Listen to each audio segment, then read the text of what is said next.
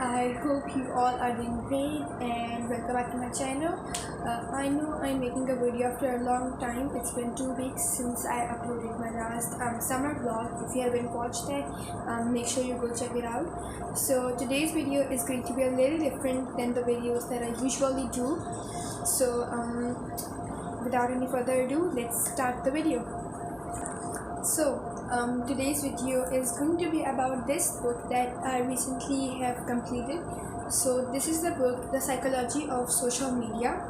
So it's a great read, you should definitely check it out. So I thought that I should share something with you which I came across in this book, which was known as the Iceberg Effect.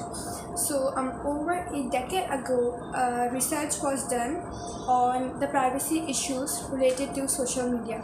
So this whole research and the conclusion is known as the Iceberg Effect. So I have my notes here so I don't forget anything. So the question that triggered the researcher was, why is it that social media users seem to understand privacy issues yet continue to upload lots of personal information? Let me give you an example. We all use Instagram, Facebook, WhatsApp, social media platforms like these, right? And we all have our real names there. Especially in Facebook, you have to upload where are you studying, like your college or school, or your close friends. You can see them on Facebook as well, and you also have your country and city there, right? So these are personal informations, and if my name is Sirat, I'm going to upload Sirat, right? I'm not going to make any like fictional name. I'm going to upload my real name. So this is the question that triggered the researchers, like why we know all this personal information or private information can be used to harm us, to be used against us, but we still upload our personal information without thinking anything, like what is happening in the backend, what are they doing with our personal information. So after over 5 to 10 years of research, they came across a conclusion which was not pretty clear, but still it was a conclusion. It was the best that they can do. It was the best that they can find out about after researching people in Spain and Norway. They came to the conclusion, and the conclusion they named was the iceberg model or the iceberg effect. The visible part of an iceberg is like the fun part of social media, where users spend their time having fun, connecting with their friends, engaging with content on the feed, browsing and posting status updates or Instagram stories. So the tip of the iceberg, we all have seen the tip, right? The iceberg, right? This is like the tip, okay? And below the water surface, you cannot see anything. It's like this. This is the surface of the iceberg.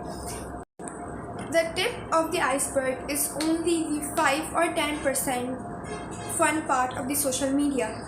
The social media that we use in our daily lives, like we are engaging with the content on Instagram, Facebook, and we are uploading statuses on WhatsApp, uploading stories on Instagram, connecting and communicating with our friends and family members. So we think that this is the social media, it's done here, and there is nothing happening in the backside of the social media, and we are very transparent, like we can do anything and it will still not harm us. But what really happens is below the water. This is the tip of the iceberg. We can only see this. This is nothing. This is only 5%, so if we will count it as nothing, right? We cannot see anything what is happening in the back. And if this is the surface, this is the dark side of the social media. If I use the correct words, this is the dark side of social media. The part of the iceberg that we can't see lies the more substantial aspects of social media. All of our social media data, profile information, interaction, status updates. This is the dark side of social media, where they are basically having and collecting all your information so politely that you don't even know about this. So what is really happening on the back end of the social media is something that we cannot see or something which we cannot trace. They are using our private information and personal information for advertisement purposes. Have you ever talked about something with your family members and saw the same advertisement on your when you open Instagram or when you open Facebook? That has happened with me a lot of times. Like if you talk about some skincare product, for example, you will be seeing advertisement on Facebook or Instagram related to skincare products. That is like connecting our thoughts or connecting what we're talking about for advertisement purposes. One more thing I would like to add is with something the scientists refer to as the privacy paradox. You must all have close friends list on Instagram, where when you share something, some of your pictures or any story, only your close friends can see. This gave you a sense of privacy. Like if you have thousands of followers but you only have 5 close friends on your list, then only those 5 friends can see your status or can see your stories, and the rest of the thousands cannot see it, right? This gives you a sense of privacy. But what is really happening is something which you cannot see. What if something is invisible but it is doing its work at the same time?